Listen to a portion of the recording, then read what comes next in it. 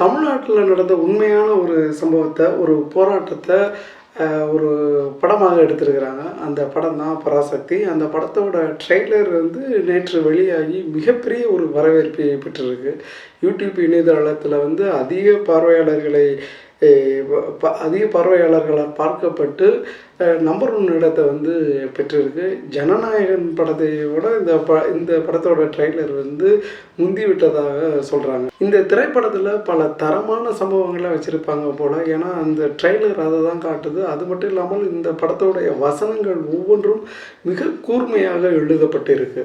அதில் வந்து இந்தி திணிப்புக்கு எதிராக இந்த திரைப்படம் வந்து 1963 64 நடந்த மாணவர்களுடைய போராட்டத்தை வந்து மையப்படுத்தி இந்த திரைப்படத்தை வந்து எடுத்திருக்கிறாங்க.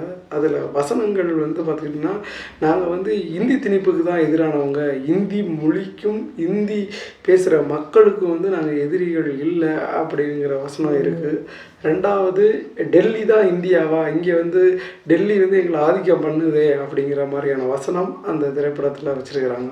அது இன்றைக்கும் பொருந்துறது மாதிரி தான் இருக்குது. இன்றைக்கும் டெல்லியை சேர்ந்தவர்கள் வந்து இங்கே ஆதிக்கம் செலுத்துகிறாங்களே, இது 50 ஆண்டுகளாக இதை தான் பண்ணிகிட்ருக்கிறாங்க போல்.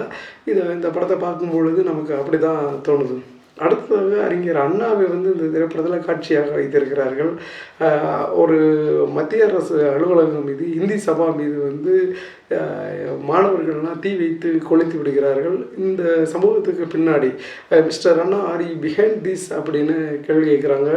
இதற்கு அண்ணா வந்து என்ன பதில் சொல்கிறார் என்றால், அது இந்த சம்பவத்துக்கு பின்னாடி நாங்கள் கிடையாது, ஆனால் இதை யார் செஞ்சிருந்தாலும் அவர் என்னுடைய தம்பி அப்படின்னு அறிஞர் அண்ணா பேசுவது வந்து மெய்சிலிருக்க வைக்குது. 4வதாக, மதராசி வந்து டெல்லி வந்தால் நாங்கள் வந்து ஹிந்தியில் பேசுகிறோம், அதே போல் மதுரைக்கு நீங்கள் வந்தீங்கன்னா தமிழில் பேசுங்க அப்படிங்கிற மாதிரி ஒரு பிரச்சனை வச்சுருக்கிறாங்க.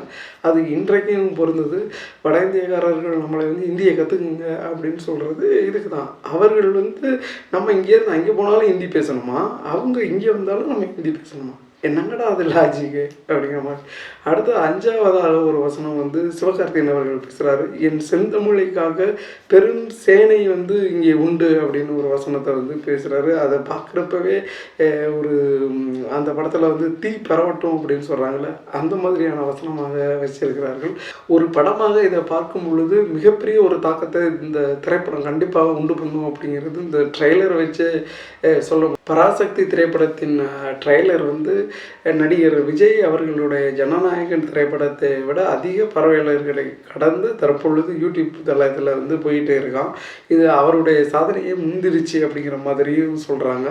கிட்டத்தட்ட 40 மில்லியன் பார்வையாளர்களை கடந்து இந்த திரைப்படத்தின் ட்ரெய்லர் முதல் இடத்துல இருக்குது.